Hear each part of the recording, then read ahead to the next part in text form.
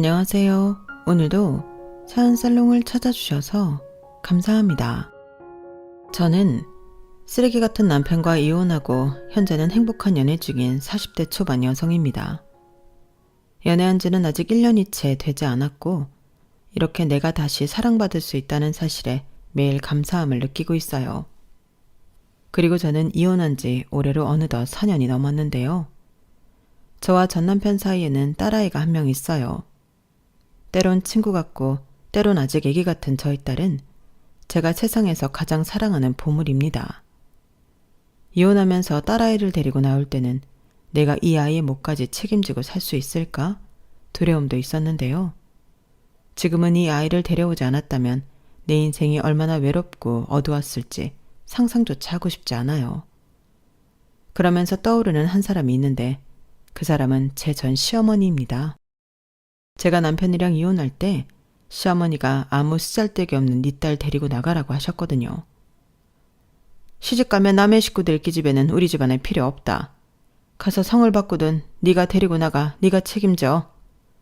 이렇게 당신 손녀임에도 모질게 얘기했는데 뭐 저런 못 배워먹은 양반이 있을까 마지막까지 진저리가 났어요. 그리고 저는 나는 굶더라도 내 새끼는 지키겠다는 마음으로 딸아이를 데리고 나왔는데요. 이쯤 얘기하면 대충 눈치를 채셨겠죠? 네, 제 전 시어머니는 그 성격이 보통이 아닌 분이셨어요. 무슨 80 먹은 옛날 어르신도 아닌데 가치관이나 사고방식이 전부 옛날 고리짝 수준이었죠. 그리고 제 이혼 사연은 다른 것도 아니고 썩을 놈의 남편의 외도였는데요. 당연히 당신 아들이 잘못한 것이 100번 1000번 맞는데도 시어머니는 혼자서만 제 탓을 하셨어요. 남자들이 밖에 나가 바람을 키우는 건 툭 까놓고 그 집 여자 때문이라고요. 집안에 들어앉은 여자가 남편한테 잘했어 봐라. 남자들이 뭐가 아쉬워서 한눈을 팔아? 그러니까 내 아들이 딴 여자한테 한눈 판 것도 전부 네 잘못이다. 네가 원인 제공한 거야. 그러니까 내 아들만 잘못했다고 할 게 아니라니까? 라고 말도 안 되는 소리를 하며 바람핀 당신 아들을 싸고 도셨는데 정말 그때는 제가 억울하고 답답해서 미쳐 돌아버릴 것만 같더군요. 그리고 저는 그놈의 더러운 집구석에 1도 미련이 남지 않아 집을 나왔는데요. 그러면서 내가 무엇 때문에 여태 참고 살았나 그 인간을 만난 순간부터 후회하게 되었어요. 저도 결혼해서 이혼까지 할 말 정말 많거든요.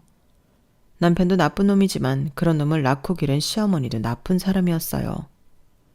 제가 친정 없는 천의 고아라고 얼마나 무시하고 구박을 하셨는지 그 서름은 안 당해본 사람은 절대 모릅니다.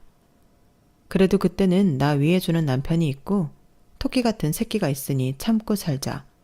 참을 인을 마음의 문신처럼 새기고 살았는데요. 세상에 고아가 되고 싶어하는 사람이 어디 있나요? 그런데 시어머니는 항상 제가 고아라 못 배우고 뭘 몰라서 자기를 답답하게 하냐고 하셨는데 그런 말을 들으면 화장실에 가서 엉엉 울기도 많이 울었어요. 제가 고아로 크게 된 데는 가슴 아픈 사연이 있거든요. 시어머니는 그걸 다 알고 계셨음에도 저를 단 한 번도 보듬어주지 않으셨는데 그건 네 사정이다. 나랑 상관없는 일이라고 딱 선을 그으시더라고요. 그래도 한때는 그런 시어머니라도 못 느꼈던 부모 정을 느끼고 싶어 잘해드리려 노력을 많이 했어요. 지금 생각해도 못나고 가여운 마음인데 그땐 정말로 인정받고 사랑받고 싶었죠. 그 가족의 진짜 일원이 되고 싶었어요. 가족은 제가 오랫동안 갖고 싶던 못 주고 못 살 그런 거였거든요. 그리고 저는 다른 고아 출신 아이들과 다르게 제가 버려졌던 그 순간을 또렷이 기억해요. 그러니 당연하게도 그게 제 평생의 상처인데 저는 사실 친할머니 손에 자라다가 친할머니 손에 고아원에 보내졌거든요. 저를 낳아준 엄마는 제가 5살 때 지병으로 돌아가셨고 아빠는 엄마가 돌아가신 후 밖으로 놔두시며 방황하다 새장가를 가셨는데 새엄마는 본 적이 없습니다. 저는 그날 바로 할머니 집으로 가게 되었거든요. 아마도 아빠랑 결혼한 새엄마는 남의 자식인 저를 키우고 싶지 않았나 보더라고요. 그리고 아빠는 1년에 2번 정도 저를 보겠다며 할머니 댁에 오기도 했는데 그것도 점차 하지 않으셨어요. 그러다 두 번째 결혼은 이혼으로 실패하게 되었고 그 뒤에는 어디로 갔는지 흔적조차 알 수 없게 되었는데 그때 하는 수 없이 저를 떠맡게 된 친할머니는 당신은 도저히 저를 키울 수 없다며 당신이 직접 저를 고아원에 데려다 주셨어요. 저한테는 돈가스 사준다고 나가자고 하셨는데 맛있게 돈가스 먹고 도착한 곳이 고아원이었죠. 그래서 저는 지금도 그 어떤 종류의 돈가스도 먹지 않는 사람이 되었어요. 돈가스만 보면 할머니가 생각나고 그날 저녁 낯선 곳에서 잠도 못 자고 울던 어린 시절 제 모습이 떠올라 힘들었죠. 그리고 할머니는 고아원 원장님께 저를 건네며 야, 애미는 병으로 죽고 야애비는 지금 어디서 살았는지 죽었는지도 모르오. 그리고 나는 야를 키울 능력도 없는 오늘 내일 하는 늙은이니께 야 좀 거둬주쇼. 이렇게 말씀하셨는데요. 그때 제 나이가 8살이었어요. 8살은 생각보다 어리지 않거든요. 알 거 다 알고 눈치도 있는데 저는 그때 제가 버려지고 있다는 걸 단번에 알았어요. 그리고 저를 시설에 두고 터덜터덜 뒷짐을 지고 떠나던 할머니의 뒷모습을 오랫동안 기억하며 원망했는데 미움도 생각보다 오래가지 못했어요. 저를 고아원에 보내고 3년도 되지 않아 할머니가 돌아가셨거든요. 사이는 심근경색이라고 들었던 것 같은데 어린 마음에도 할머니가 벌을 받았다고 생각해서 하나도 슬프지 않았어요. 그리고 그때부터는 원망의 마음도 사라졌는데 친아빠라는 인간은 그때도 나타나지 않았고 저는 정말로 부정할 수 없는 고아가 되었죠. 그리고 좋은 점도 있었어요. 그건 바로 학교에 다닐 수 있다는 거였는데 할머니랑 같이 살았다면 내가 학교에 갈 수 있었을까? 그런 생각이 들었거든요. 그러면서 혹시라도 학교에 보낼 형편이 안 되니까 나를 고아원에 보낸 건가?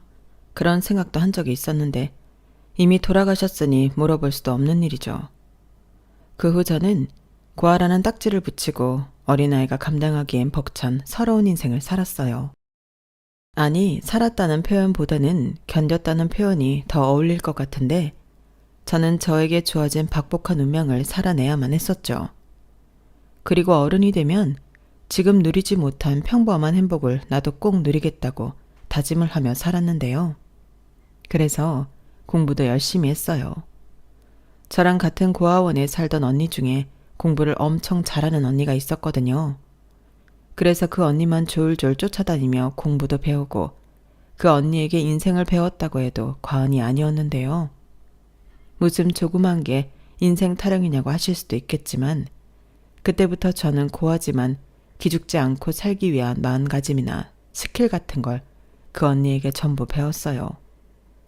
그리고 성인이 되어서도 언니의 도움을 정말 많이 받았는데 남편과 헤어지기 전에도 언니가 해준 조언 때문에 지금의 제가 있다고 해도 과언이 아닐 정도죠. 어찌 보면 어릴 때부터 지금까지 제 인생의 길잡이라고 해도 될 정도로 고마운 언니인데요. 그 언니는 지금 결혼해서 엄청 부유하게 잘 지내고 있어요. 돈도 많이 벌고 언니만 바라보는 형부를 만나 딩크족으로 원하는 인생을 살고 있는데요. 그런 언니를 볼 때면 부럽다는 생각도 많이 합니다.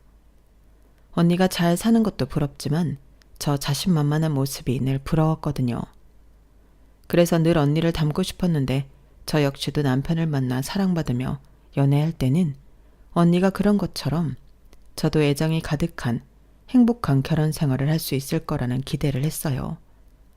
하지만 고아 며느리는 절대 보기 싫다던 시어머니의 반대가 초반부터 상당했고 저희는 한번 헤어졌다가 다시 만났죠. 저는 자신이 없어 헤어짐을 순수하게 받아들였는데 남편이 도저히 제가 아니면 어느 누구랑도 사랑하고 결혼할 수 없다고 다시 저를 찾아왔어요. 그러고는 자기 부모와 척을 두고 저만 바라보며 살겠다고 했는데 그러니 당연히 집은 발칵 뒤집어졌죠. 시어머니는 내 눈에 흙이 들어가도 절대 안 된다. 어디 여자가 없어서 고아랑 결혼을 해? 사람들이 손가락질한다. 네가 뭐가 아쉬워서 저런 애를 만나? 라며 막말을 아무렇지 않게 하셨는데 그 말들은 전부 나라와 저에게 비수가 되어 꽂혔어요. 그렇잖아요. 시어머니라고 하면 잠깐 보고 감내하는 걸로 끝나는 게 아니고 반평생은 봐야 하는데 저렇게나 저를 싫어하는 사람을 어떻게 감당하냐고요. 그래서 그때는 저도 최선을 다해 남편을 밀어내려 했었죠. 내가 오빠를 정말 너무 사랑하지만 저런 말을 듣고 오빠랑 결혼할 수는 없어 라고 하며 무슨 드라마 여주인공 마냥 울면서 남편에게 이별을 고했는데요. 그때 남편은 절대 그럴 수 없다며 또다시 저를 붙잡고 이렇게 말했어요. 경선아, 미안해. 근데 우리 엄마가 저러는 건 내가 그런 게 아니잖아. 나도 우리 엄마 저러는 거 이해 안 가고 정말 싫어. 근데 내가 저러는 말을 어떻게 바꾸겠어? 대신 내가 잘할게. 평생 경선이 너한테만 잘할게. 그냥 나만 보고 따라오면 안 될까? 나 우리 엄마 아빠랑 영 끊고 살 수도 있어. 그럼 만날 일도 없잖아. 그러니까 제발 헤어지자고만 하지 마. 어? 부탁이야. 우리 서로 사랑하잖아. 이렇게 사랑하는데 우리가 어떻게 헤어져? 나는 경선이 너랑 가족이 되고 싶어. 경선이 너도 빨리 가정을 만들고 싶다고 했잖아. 저는 남편의 절절한 구애의 말에 마음이 힘들었어요. 그때 당시 남편이 했던 말은 전부 맞는 말이었거든요. 시어머니의 반대가 감당이 되지 않아 헤어지자고 했지만 남편을 너무 사랑하는 마음이 있었고 또 남편과 하루빨리 결혼해 바라던 가정을 꾸리고 싶었는데 저렇게 남편이 말을 하니 저도 더는 남편을 밀어낼 수가 없더라고요. 아니까짓거 남편을 믿고 따라가고 싶었어요. 자기 부모까지 버릴 생각으로 저를 선택한 남자인데 내가 아니면 누가 저 남자의 손을 잡아줄까 그런 생각도 했었죠. 그렇게 저는 어느 정도 각오는 하고 남편과 시부모님의 허락을 받기 위해 노력하는 시간을 가졌는데요.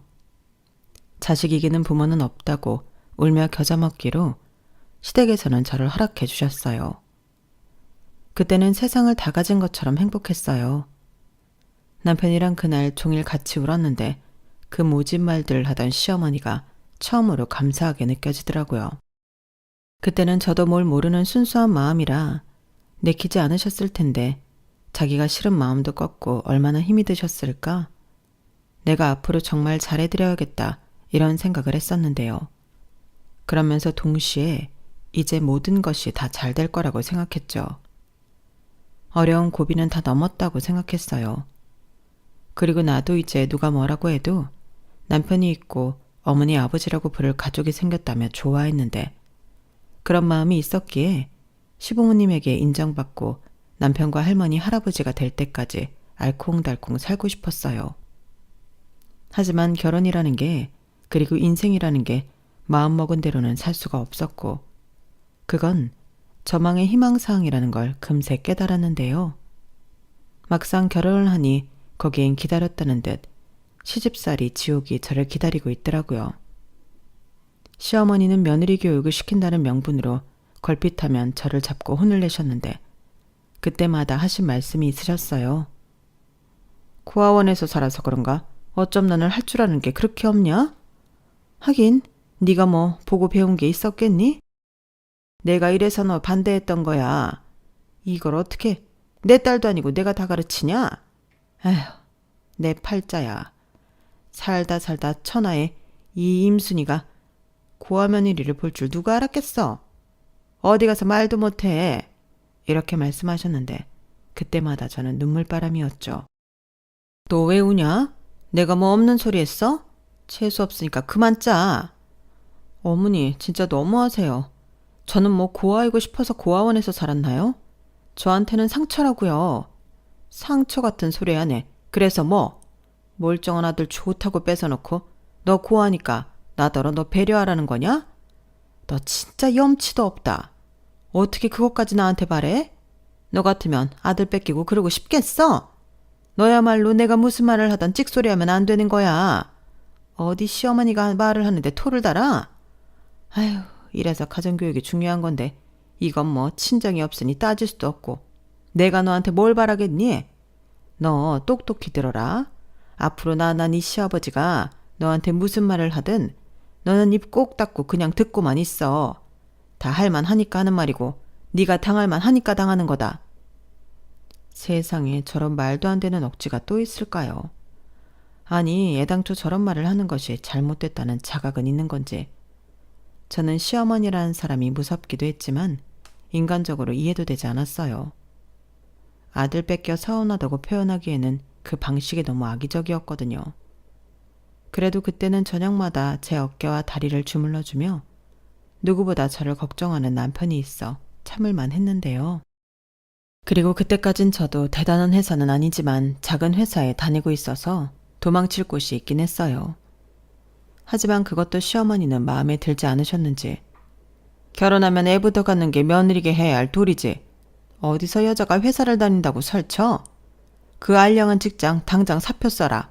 라며 잔소리를 하셨는데 그 잔소리가 얼마나 사람을 질리게 하던지 남편까지도 자기 그냥 회사 그만두면 안 돼?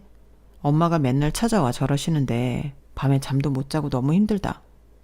내가 더 열심히 일할게. 자기도 이참에 좀 쉬어. 나중에 애기 생기면 쉬지도 못하잖아. 나는 우리 엄마 때문이 아니더라도 자기 회사 그만두는 거 괜찮은 것 같아. 라며 자기 엄마처럼 저더러 일을 그만두라고 했는데 양쪽에서 이러니 저도 너무 힘들었어요. 그리고 솔직히 제가 하는 일이 경력 어쩌고 따질 일도 아니었기 때문에 고집을 부린다는 것도 웃기는 것 같았고 매일 듣기 싫은 말로 괴로울 바에는 그냥 사표를 쓰자는 생각이 들더군요. 그때는 남편을 사랑하는 마음이 컸으니 남편 내조에 힘쓰는 것도 좋을 것 같았거든요. 하지만 그 역시도 시어머니에게만 좋은 일이었는데 아침부터 저녁까지 저를 불러 시집살이를 시키셨어요. 마치 내가 시댁 파출부인가 싶을 정도로 모든 집안일을 저에게 떠넘기셨는데 그때 당시 저희 신혼집은 시댁 바로 옆이었거든요. 그 집으로 말하자면 시댁에서 마련해준 신혼집이었는데 집까지 해줬다는 대단한 명분에 저는 시댁과 저희 집 문턱이 닳도록 왔다 갔다 하며 살아야 했어요. 나중엔 그냥 제가 두 집 살림을 하고 있다고 생각하는 편이 속이 편했는데 시어머니는 점점 더 그 수가 악랄해지셨죠. 반면 시아버님은 철저한 방관자였어요. 그러면서 가끔이지만 저한테 하시는 말씀이 있었는데요. 너도 시집살이 그만 당하고 싶으면 얼른 손주부터 낳아라. 그럼 네 시어머니도 지금보다는 덜하겠지. 아니 신혼부부가 뭘 하길래 여태 애 들어섰다는 소리가 없어?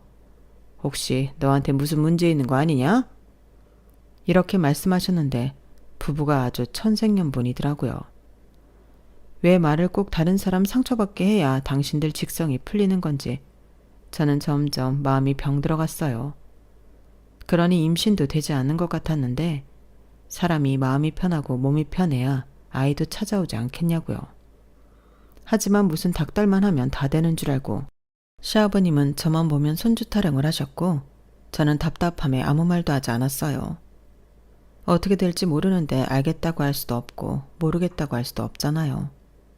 그런데요, 사실은 저 역시도 제가 아이를 하루빨리 낳고 싶은 마음이 있었어요. 하도 들어서 그런지 정말로 애를 낳으면 지금보다는 제 처지가 괜찮을지도 모른다는 생각을 했는데 거기에 남편까지도 아이를 바라고 있으니 저는 하루라도 빨리 아이를 갖고 싶었죠. 하지만 여러 가지 원인 때문인 건지 저는 다른 여자들처럼 임신이 되지 않았고 급기야 시어머니는 제가 고아에 애도 못 낳는 거냐며 당신이 직접 산부인과에 예약까지 하시고 저를 데리고 가서 검사까지 받게 하셨는데요. 다행히 검사 결과는 아무 문제가 없다고 했어요. 그 말을 의사 선생님에게 듣는데 어찌나 다행인지. 만약 저한테 정말로 문제가 있었다면 시어머니가 어떻게 나오셨을까 눈앞이 아찔했죠. 그리고 의사 선생님은 그리고 원래 검사는 부부가 둘 다 받아야 정확해요. 임신이 꼭 여자한테 문제가 있어서 안 되는 건 아니거든요. 남자한테도 문제가 있으면 임신이 어려우니까요.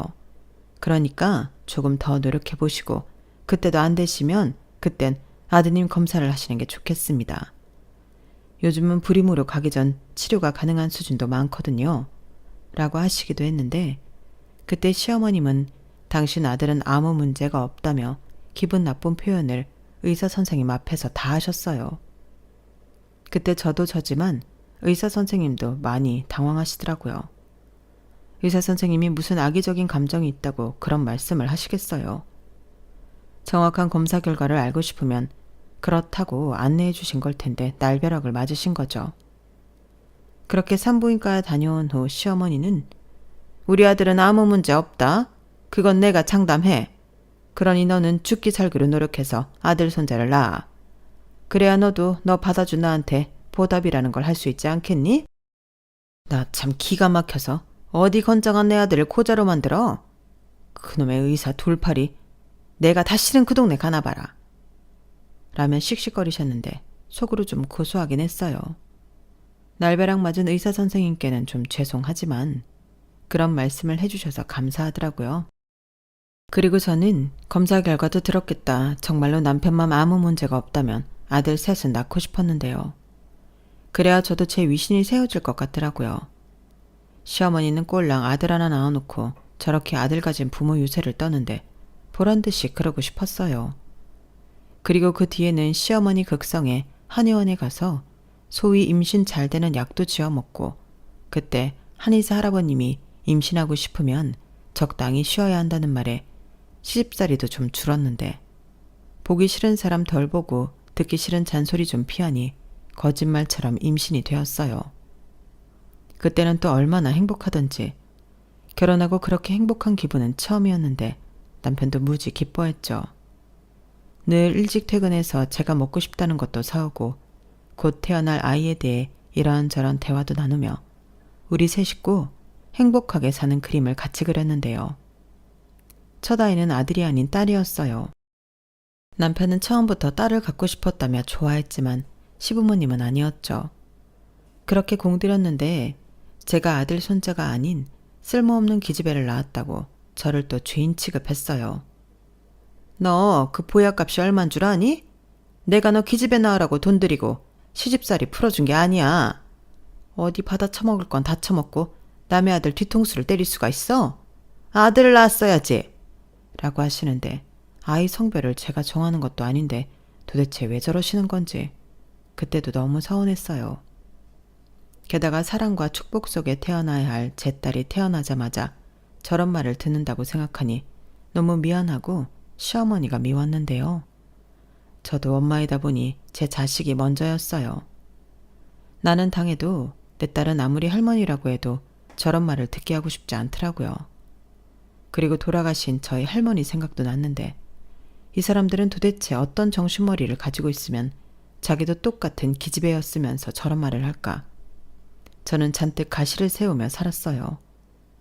그땐 시집살이고 뭐고 내 새끼 가슴 아프게 하면 싸우겠다는 생각밖에는 들지 않더라고요. 그리하여 그때부터는 종종 시어머니와 목소리를 높이며 싸우기도 했는데 시어머니는 제가 기집애를 낳더니 막 나가자고 덤빈다며 저를 더욱 미워하셨죠. 또 그놈의 고아 타령 하시면서요. 그리고 그때부터는 남편도 예전 같진 않았는데 말로는 회사 일로 바쁘고 스트레스 받아 그런다고 하지만 저랑 저희 애한테 별로 관심을 갖지 않는 듯 했어요.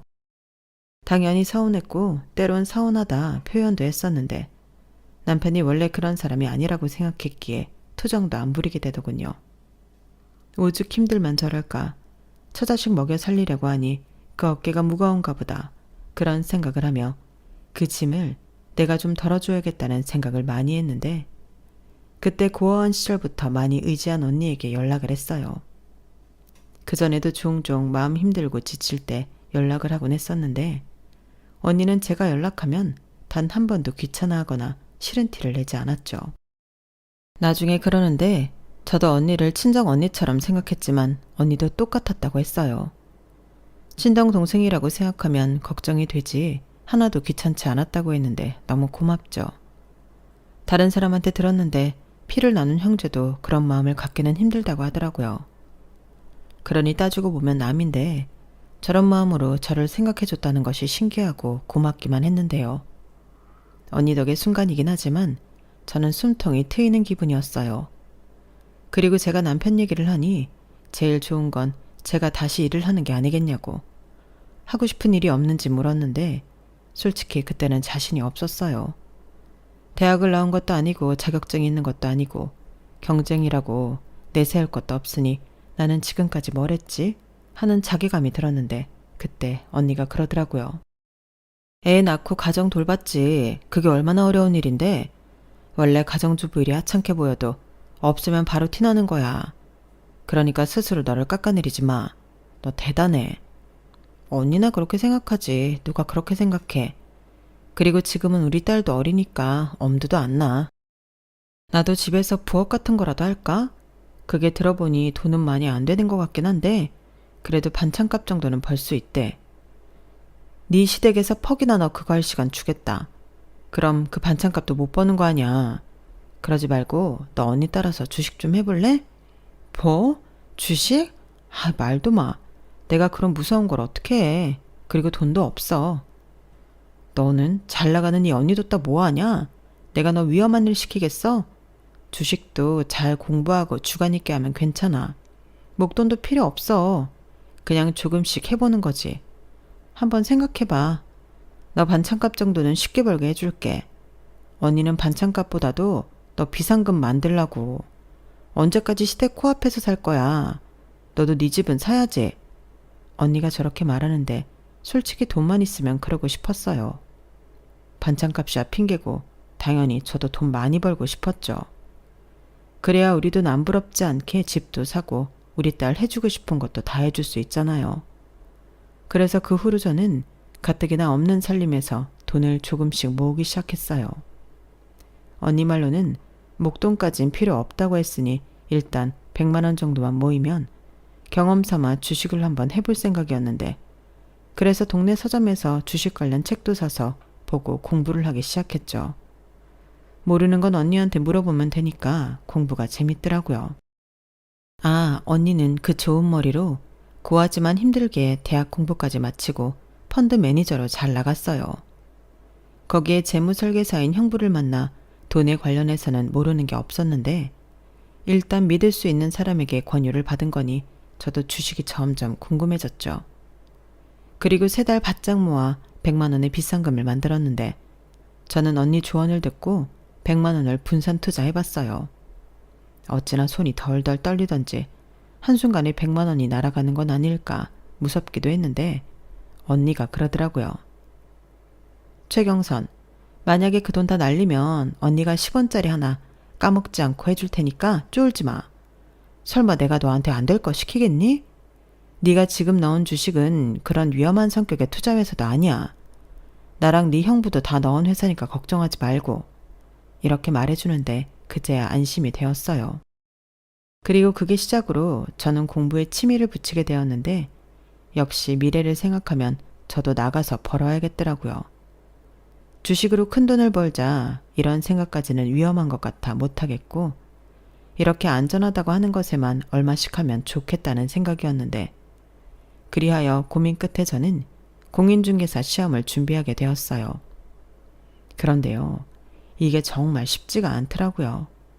외울 것도 많고 공부할 것도 많았는데 어떤 때는 제가 공인중개사 시험을 준비하는 게 아니라 사법고시를 준비하는 기분이었어요. 그만큼 법이며 정책이며 공부할 것이 많았는데 그러니 당연히 시험을 봐도 결과는 좋지 않았어요. 변명을 좀 해보자면 아침에 일어나 아이 챙기고 또 낮에는 시댁에 가서 시댁일하고 시어머니한테 들들 볶이다가 저녁에는 또 와서 저녁 차리고 밀린 우리 집 일하면 금방 늦은 저녁 시간인데 저는 그제서야 공부를 했거든요. 식구들 다 잠을 자는 사이 2-3시간씩 하는 공부였는데 쉽지 않았죠. 하지만 포기할 수 없었어요. 이것만이 내가 살 돌파구라고 생각하면 놓을 수가 없었는데 남편은 괜히 헛수고하고 헛돈 쓰지 말라며 저더러 벌어다 주는 거나 잘 모으라고 하더군요. 더 이상 저 없으면 안 된다고 저만 사랑하겠다는 남자는 제 옆에 없었어요. 시댁에서 가진구박을 받는 걸 봐도 외면하는 남편이었는데 그렇게 멀어진 마음은 좀처럼 돌아오지 않더라고요. 그리고 그 즈음 제가 거울을 봐도 제 모습이 예전 같진 않았는데요. 살도 많이 쪘고 어디 나갈 일이 없으니 꾸미거나 저한테 투자하지 않으니 저는 나이에 비해 볼품없는 아줌마가 되어 있었어요. 그리고 그 모습을 보며 시어머니는 너는 도대체 하는 게 뭐야? 니네 집엔 거울도 없냐? 그 옷은 도대체 언제 산 옷이야? 걸레가 따로 없네. 너 일부러 네 남편 기죽이려고 그러고 다니냐? 뭐 하나 마음에 드는 구석이 없어. 그러니 둘째 소식이 없지. 나라도 너 같은 여자랑 밤일할 생각 안 들겠다. 라고 하셨는데 스스로 좀 비참했어요. 저라고 여자인데 망가진 제 꼴이 기분 좋을 리가 없죠. 그렇다고 벌지도 않는데 제 옷 사고 화장품 사고 관리한다고 하면 그건 또 보기가 좋으셨을까요? 아니죠. 만약 그랬다면 자기 아들 등골 빼먹는다고 저를 또 잡아먹으려 하셨을 텐데 저런 말씀을 하시다니 그냥 넘어가고 싶지 않았어요. 그래서 저도 그럼 어머니, 저도 이참에 헬스클럽 가서 살도 좀 빼고 옷도 예쁜 걸로 좀 사입고 파마도 하고 화장도 좀 해볼까요? 그럼 그이가 저 좀 예쁘게 보겠죠? 라고 능청을 떨어왔는데 말은 그렇게 해도 제 속은 속이 아니었어요. 그런데 제가 그렇게 말하자 시어머니는 무섭게 저에게 두 눈을 부라리셨고 아무 말도 하지 못하셨는데 그 속을 제가 모르지 않죠. 자기 아들이 번 돈을 제가 저한테 쓰는 꼴은 못 보겠다는 거였어요. 대신 더 이상 너는 네 집에 거울이 없냐는 듯 꼬라지 어쩌고 하는 말은 쏙 들어갔는데 그래도 제 안에 상처는 남았어요. 그래서 그 뒤로는 저녁도 굶고 어디 싼 옷이 있다고 하면 옷도 좀 사입고 그러면서 나름 신경을 쓰기 시작했는데 그래도 남편의 관심은 돌아오지 않더라고요. 그렇게 몇 년이 지났고 언니 말을 듣고 투자한 주식이 생각보다 수익을 잘 내고 있었는데 사실 그전에는 제 사는 게 바빠서 까먹고 있었거든요. 그런데 오랜만에 들어가서 확인한 제 자신은 제가 처음에 투자한 100만 원을 훌쩍 넘어 있었고 당장 돈이 급한 게 아니라서 그 돈을 다시 다른 곳에 일부 찾아 투자를 해봤는데 그것까지 잘 되면서 솔직히 좀 재미있었어요. 제 인생에 다른 재미가 없었는데 그건 좀 많이 재밌더라고요. 물론 그 뒤에는 손해본 것도 좀 있고 불안해서 뺐다가 그 주식이 대박이 나면서 배가 아픈 날도 있었는데 그런 경험을 쌓으며 저는 저대로 공인중개사 공부를 하고 시간을 보내다 보니 어느덧 이사할 시기가 찾아왔어요. 저희 집은 전세였는데 집 주인이 저희 시어머니랑 막역한 사이라 계속 연장해서 살았거든요. 그런데 그때는 집주인이 보증금 1,000만 원을 올려달라고 했고 이미 8년 정도 살았기 때문에 이번에는 이사를 가자고 생각했던 중이라 고민 없이 이사를 하기로 했어요. 그리고 남편은 그 보증금 시댁에 안 뺏기고 싶으면 또다시 시댁 근처로 가야 한다고 했는데요. 저라고 그 생각을 안 한 건 아니었어요. 그래서 그동안 돈도 열심히 모았고 주식도 그런 의미로 꾸준히 했던 건데 시댁에서 준 보증금이 없더라도 다른 동네에 가서 집을 구할 작정이었죠. 하지만 시어머니는 다른 동네는 절대 안 된다고 고집을 부리셨는데요. 나중엔 안 되겠다 싶은지 보증금 1,000만 원도 당신이 해주겠다 하시더군요. 너는 살림을 어떻게 하는 애길래 1,000만 원도 못 모았냐? 그래놓고 이 동네는 싫다고 다른 동네 간다고? 하이고 뭐 사글세 가서 살래? 도와줄 친정도 없으면서 그럼 알뜰살뜰 살기라도 해야지 라고 싫은 티를 팍팍 내셨는데 누가 1,000만 원도 못 모았다고 하는 건지 저는 피식 코웃음이 나왔어요. 그러자 너 지금 나 비웃냐? 너도 염치가 있으면 그 입으로 어디 한번 말해봐. 내 아들 돈 어디다 갖다 썼어? 너 공부한다고 설친다고 하던데 혹시 거기 갖다 썼냐? 라고 화살을 제 공부에 돌렸는데 너무 어이가 없었죠. 저는 남편이랑 살면서 생활비를 받았었지 남편의 돈을 제가 관리한 적은 없었거든요.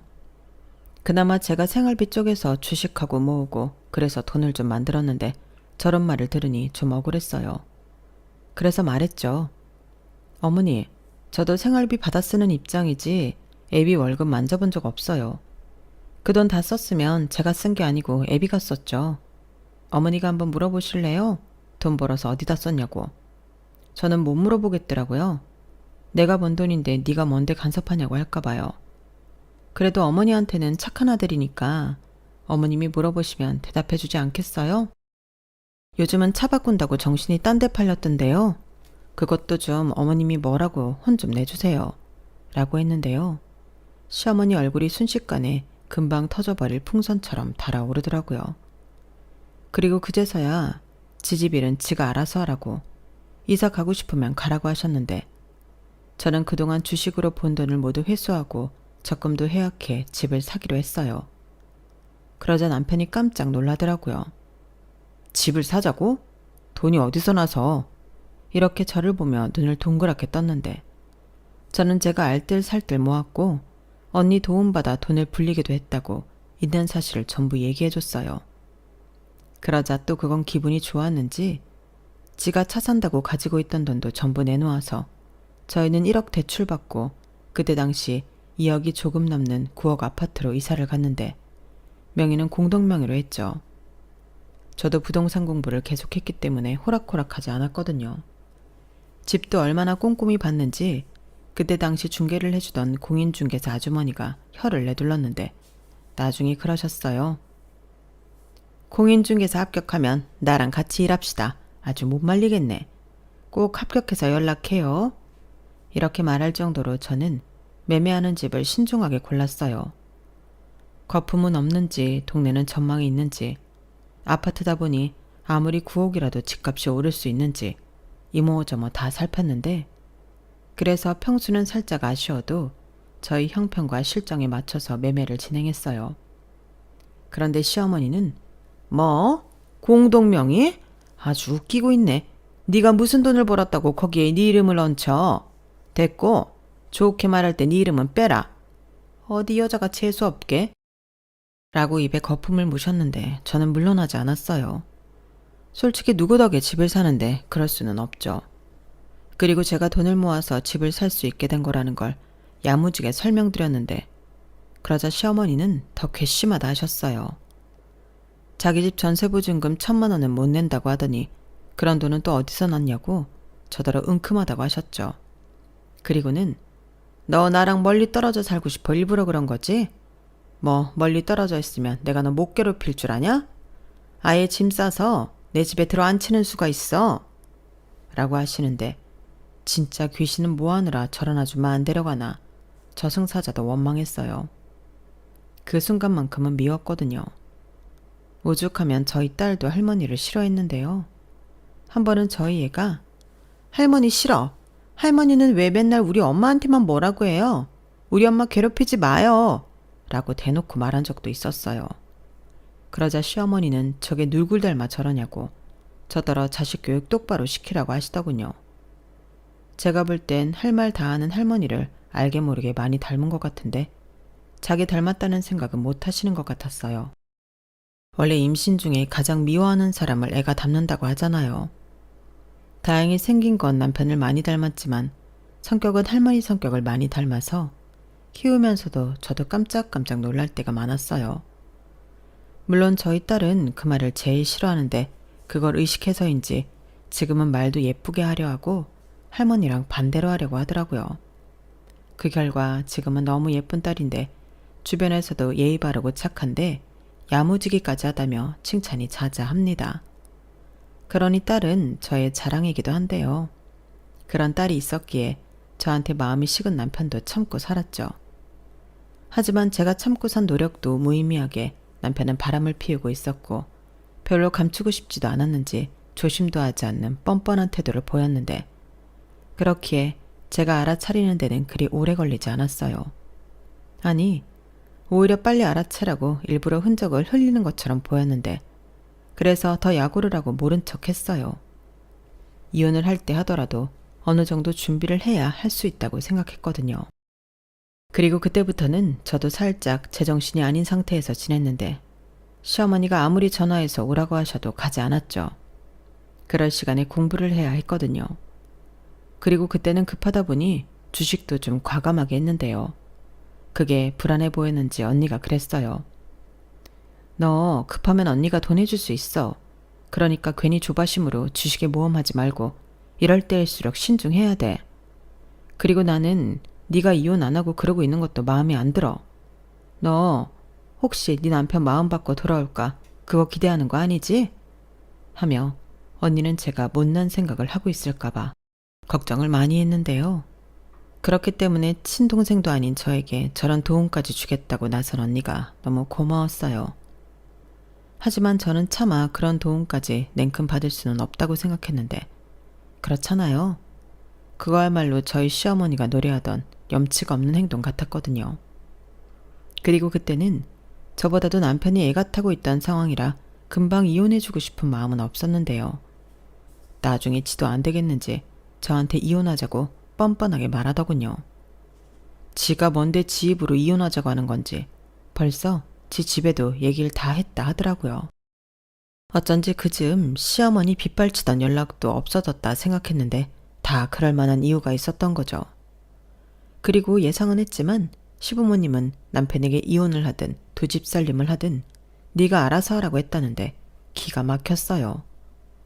보통은 그런 아들 새끼 가만두지 않겠다고 난리를 쳐도 이상할 일이 아닌데 그런 아들 편을 들다니 그 사람들의 자식 사랑엔 제가 두 손 두 발 다 들겠더라고요.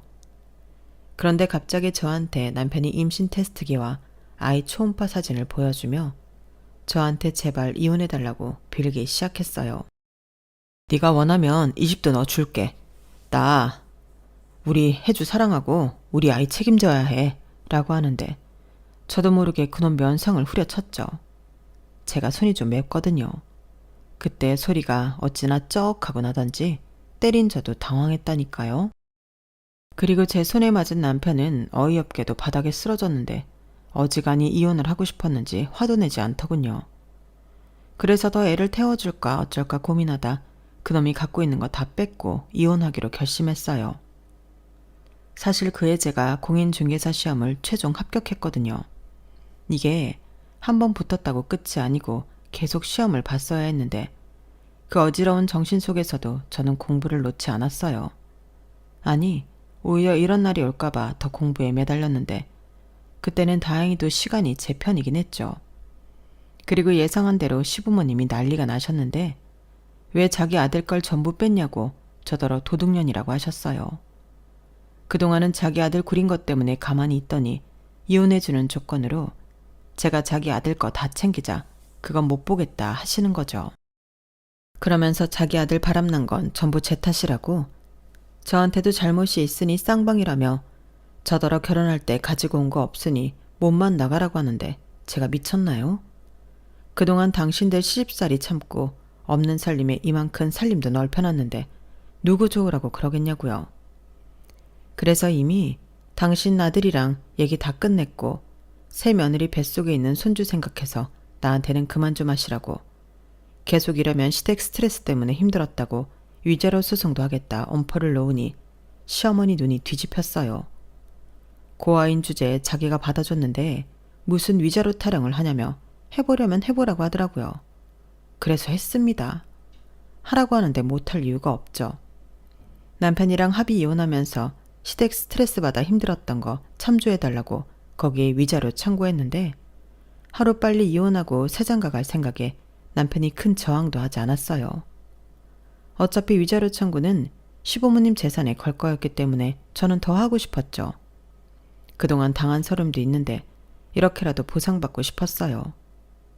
그러자 언제 개거품 물었냐는 듯 시어머니가 저에게 잘못했다고 위자료는 빼달라고 사정을 하는데 사람 인생 살아봐야 한다는 말이 딱이더군요. 제가 시어머니한테 잘못했다는 소리를 다 듣다니 기분이 이상했어요. 나쁘진 않았죠. 하지만 생각한 만큼 좋지도 않았는데요. 그렇다고 애써 받을 수 있는 돈을 포기하고 싶진 않았어요. 어차피 그 집 사람들한테 욕먹는 건 하루 이틀도 아니었고 한 번 더 대차게 욕을 먹는다고 해서 더 기분 나쁠 것도 없었는데 오히려 이젠 남이 되었으니 제가 모욕죄 같은 걸로 고소를 할 수 있다고 하더라고요. 그러니 저한테 더는 뭐라고 하지도 못하는 시부모님이셨는데 나중에 시부모님도 사내 만에 싸우셨다고 하더군요. 며느리를 어지간히 잡았어야지. 그래서 걔가 그런 독한 마음을 먹은 거 아니야. 왜 내가 당신 때문에 내 피 같은 돈을 날려야 하는 건데? 왜? 이렇게 시아버님이 시어머니한테 그 돈 만들어 오기 전까지 들어오지 말라고 했대요. 그 말을 전해 들었을 때는 기분이 좀 좋긴 했는데 성에 차진 않았죠. 제가 참고 견딘 시간은 꽤 길었잖아요. 그리고 보람도 없이 남편이 배신했고 그렇게 끝난 결혼 생활이었는데 저는 정식으로 취직도 하고 일도 하게 되면서 집을 이사했어요. 제가 그 집을 매매할 당시 투자 가치가 있었기 때문에 팔 때 이익을 제법 많이 봤거든요. 그리고 위험을 감수하고 한 투자도 더 시간을 끌면 불안했기 때문에 그것도 다 정리해서 돈을 합치니 5억 정도가 되더군요. 저는 언니와 형부 집 근처에 해약된 신축 아파트를 금매로 잡았어요.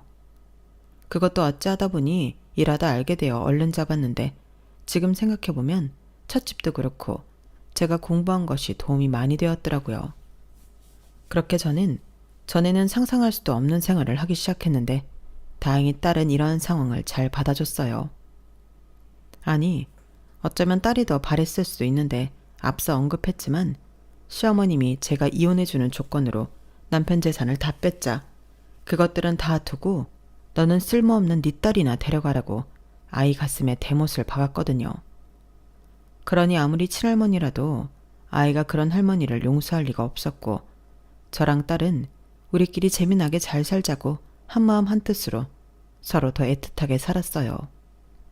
도움이 필요하면 근처에 사는 언니와 형부에게 부탁했는데 두 사람은 아이가 없다 보니 항상 제 부탁을 흔쾌히 들어주었죠.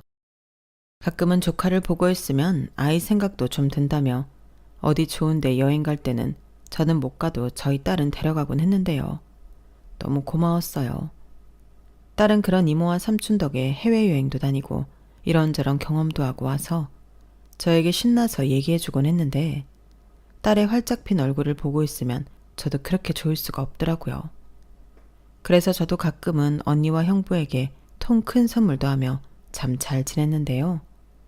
일하는 재미도 있고 제 주변이 몰라보게 전부 업그레이드 되다 보니 거짓말처럼 남편 생각은 잘하지 않았어요. 하지만 그 뱃속에 있던 아이가 아들이라는 건 들어서 알고 있었는데 그 시부모였던 양반들이 얼마나 좋아했을까 그런 생각은 했었죠. 그런데 역시 죄를 지으면 벌은 받는가 봅니다. 다 잊고 잘 살고 있는데 전 남편에게 뜬금없이 연락이 왔어요. 뭐야, 우리 사이에 연락할 일이 있나? 에이, 너무 그러지 마라. 나도 내가 잘못한 거 아는데 그래도 연락했어. 잘 지내지? 잘 지내. 근데 내가 잘 지내는 거 궁금해서 연락한 건 아닐 거잖아. 빙빙 돌리지 말고 본론만 얘기해. 나 바쁘니까. 알았어. 그렇게 경선이 네가 말하니까 본론만 얘기할게. 우리 엄마 대장암이래. 그것도 3기. 아, 그래? 그런데 뭐? 안 놀래? 그래도 한때는 시어머니였잖아. 놀라길 바라는 거야? 아니면 좋아하길 바라는 거야? 당신 말대로 한때지. 지금은 남이잖아. 그래도 우리 사이엔 딸도 있는데 완전 남은 아니지. 그래서 하는 말인데 우리 엄마 병원에 입원하셨거든? 경선이 네가 병간호 좀 해주면 안 돼? 뭐? 제정신이야? 나더러 전 시어머니 병간호를 하라고? 네 마누라 있잖아. 우리 와이프는 지금 둘째 임신 중이야. 그리고 첫째 아들도 어리고. 그런데 어떻게 시어머니 병간호를 하라고 하니? 그래서 네 마누라 병간호 못 시키니까 이혼한 전처한테 시키겠다고 전화를 한 거야? 정말 웃긴다. 설마 내가 그 소리 듣고 알겠다고 할 줄 알았던 건 아니지? 내가 오죽 급하면 경선이 너한테 전화를 했겠냐? 예정이란 게 있잖아. 예정? 정말 어이없다. 우리가 정이 어딨니? 비운정도 정이지. 지랄하고 자빠졌네. 다 필요 없고 간병인을 쓰던지 네가 하든지 알아서 해. 네 집 일은 니들끼리 해결해라. 오만 남한테 구질구질하게 부탁하지 말고. 야, 최경선, 너 정말 이렇게 야박하게 굴 거야? 너는 뭐 악능냐? 그리고 우리 엄마 너 그렇게 싫어하지 않았어. 지금 우리 와이프 엄마한테 얼마나 당하고 사는 줄 알아? 걸핏하면 고아였던 너보다도 못한다고 비교당하고 구박받고. 그래서 지금 둘째 임신 중인데도 조상기 있고 그래. 너 우리 애 잘못되면 책임질 거야? 책임 같은 소리 하네. 왜 진짜 나한테 이러지? 그런 건 네 엄마한테 따져. 네 엄마가 과연 내가 좋아서 네 와이프한테 그런 소리 했겠어?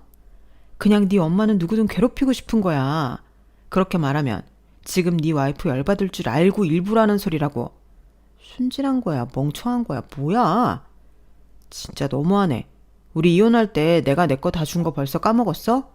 그럼 그거라도 다시 내놔. 간병인 쓰게. 싫어. 내가 왜? 이혼의 사유는 당신의 외도였고 합의 이혼 조건으로 받은 거야. 마치 나 생각해서 다 준 것처럼 얘기하는데 아니었다고. 그리고 그렇게 따지면 나는 지금 양육비도 안 받고 있어. 내가 다 주고 우리 집에 얹혀 사는데 양육비를 어떻게 주냐? 우리 부모님한테 위자료까지 뜯어갔잖아. 그거야 당신들이 한 대로 거둔 거고. 됐고, 이 통화 나 녹음했거든? 계속 이러면 나 또 법으로 한다. 다시는 전화하지 마. 저는 제 할 말만 하고 전화를 끊었어요. 더 들을 말도 없고 듣고 싶지도 않았는데 이건 순 억지잖아요. 아무리 급해도 그렇지 어떻게 이혼한 저한테 자기 엄마 병간호를 해달라고 그래요? 저는 너무 어이가 없어서 그날 저녁 언니와 한 잔 기울이며 이 이야기를 나눴어요. 그러자 언니는 여기에는 쓸 수도 없는 쌍욕을 연신 내뱉으며 연락처 당장 차단하라고 했는데 벌써 했죠. 그리고 그놈도 더는 말해봤자 씨알도 먹힐 것 같지 않으니 그 다음부터는 잠잠해졌는데 그 후 2년 정도 지났을까? 어쩌다 보니 매물에 시댁집이 떴더군요. 제 관할 지역이 아니어서 몰랐는데 급매로 내놨더라고요. 저희 쪽 고객이 그 동네에 이사할 매매 건물을 찾는 중이라 알아보고 있었는데 기분이 묘했어요. 그렇다고 그 집을 소개하고 싶은 마음은 없었는데 그 동네 부동산 연결해주러 몇몇 분을 만나니 결국 시어머니가 돌아가셨다는 말을 듣게 되었어요. 그분도 제가 그 집 며느리였다는 걸 알고 있었거든요. 어머, 이게 누구야? 신수가 훤해졌네. 그러게 이혼하고 팔자가 요렇게 핀 거야? 잘했다, 잘했어. 근데 그거 알아? 그 집 옆였네. 전 시어머니 암 걸렸잖아. 그리고 병원비에 간병인비에 빚더미 안더니 집 금매로 내놨다. 기분이 묘하겠어. 그래도 속은 좀 시원하지? 라고 하는데 저는 그냥 웃어 넘겼어요. 그 집 망했다고 좋아하면 또 그 집 전 며느리가 와서 그거 알고 좋아했다는 소문이 날 것 같아 그냥 관심 없다는 듯 얘기만 들었죠. 그리고 저희 쪽 손님 인계해드리고 저는 더 이상 그 동네에 가지 않았는데요. 금매로 내놓을 정도면 뭐 그 집은 어떻게 되었는지 뻔하다고 생각했어요. 그러면서 이혼하길 잘했지. 만약에 그놈이 나중에 마음 고쳐먹고 이혼하지 말자고 했으면 내가 그 병간호 다 하고 내가 번 돈까지 그 밑으로 다 들어갔을 거잖아요. 그 생각만 하면 온몸에 소름이 돋는데 저는 어떻게 그 인간들 잊고 살자 마음 먹었죠. 그리고 사람 인연이라는 게 정말 신기하게 다시는 남자 잘못 만나 신세 망치기 싫어 아무도 만날 생각이 없던 저였는데 새로운 사랑은 가랑비에 옷 젖듯 그렇게 찾아왔어요. 처음엔 제 고객이었는데 부동산에 관심이 있는 사람이라 자주 만나게 되면서 친해지게 되었거든요. 알고 보니 저희 동네 이자카야 사장님이셨는데 저랑 2살 나이 차이가 났어요. 그리고 일본에 가서 음식 공부하고 또 한국에 돌아와 일만 해서 제대로 된 연애도 못하고 결혼도 못하고 있었는데 그냥 처음엔 동네 친구로 지내자 하더라고요. 그때는 굳이 동네 친구가 필요한가 싶어 좋다고 하진 않았는데 커피 한 잔이 밥 한 끼가 되고 밥 한 끼가 또 술 한 잔이 되면서 오랜만에 누굴 만나 즐겁다는 생각을 하게 되었어요. 그리고 가장 그 남자에게 끌렸던 건 사람이 진실되고 성실하다는 거였는데요. 남자라면 다 있다는 그 허세와 허풍이 없어서 좋았죠. 게다가 누구보다 자기 일을 사랑하는 사람이라 더욱 매력적이었는데 덕분에 맛있는 음식도 지금도 많이 얻어먹고 있습니다. 저도 음식을 못하지 않는데 비교도 할 수가 없어요. 그리고 돈 생기면 부동산에 투자하고 다른 동네 건물엔 임대업도 하고 있다고 하는데 저희 사장님이 그러더라고요. 알짜 부자야. 최 시장 잡아. 둘이 엄청 잘 어울려. 이렇게 저희 연애에 적극적이셨는데 언니랑 형부 저희 딸도 제 연애에 한마음 한뜻으로 응원을 했죠. 그 결과 많은 사람들의 바람으로 오랜만에 연애를 하는 저인데요. 매일이 아주 행복합니다. 젊어서 하는 연애도 예쁘고 뜨겁지만 우리 나이에 하는 연애도 좋더라고요. 뜨겁진 않아도 따뜻하고 또 서로에게 힘이 되어주는데 서로 응원하고 있다는 걸 알기에 힘든 일이 있어도 든든해요. 요즘은 그 사람 휴무일일 때 딸이랑 셋이서 종종 어울리는데 그림이 그럴싸하다고 하네요. 아직은 잘 모르지만 신중하게 잘 만나보려고요. 그리고 무엇보다 오랜 시간 힘들게 살았기에 지금은 많이 누리고 싶은 마음이 있는데요. 딸이랑 또 저만 바라봐주는 그 사람이랑 또 항상 제 버팀목이 되어준 언니 형부와 오래오래 건강하고 행복하고 싶습니다. 저는 지금도 남의 눈에 눈물 흘리게 하면 내 눈에서는 피눈물이 흐른다는 말을 맹신해요. 그렇기 때문에 나한테 일부러 나쁘게 하는 사람이 아니라면 늘 친절하게 내가 먼저 베푼다는 마음으로 살고 있어요. 뜬금없지만 인생은 결국 내가 한 대로 거두더라고요. 그러니 저는 지금도 앞으로도 덕을 쌓으며 살아갈 생각인데요. 많은 걸 바라진 않지만 딱 한 가지는 간절히 바라고 있거든요. 제 인생에 2번 다시는 전 시어머니와 전 남편 같은 악연을 만나지 않는 것. 부디 그 바람은 꼭 이루어 주셨으면 좋겠습니다. 이상 참 굴곡 많은 제 결혼과 이혼 이야기였어요. 저도 이렇게 제 살아온 시간을 자세히 들여다볼 기회가 잘 없었는데 이런 특별한 시간을 가질 수 있게 해주셔서 감사합니다. 쓰다 보니 사연이 많이 길어졌는데 끝까지 들어주셔서 거듭 감사합니다. 여러분들은 저처럼 사연 많고 굴곡진 삶 말고 늘 건강하고 행복하게만 사세요. 꼭 그러시길 바라며 저는 이만 물러가겠습니다. 안녕히 계세요. 여러분, 사연 댓글에 응원과 현명한 조언 부탁드려요. 좋아요와 구독은 저에게 큰 힘이 됩니다. 오늘도 좋은 일 가득하세요.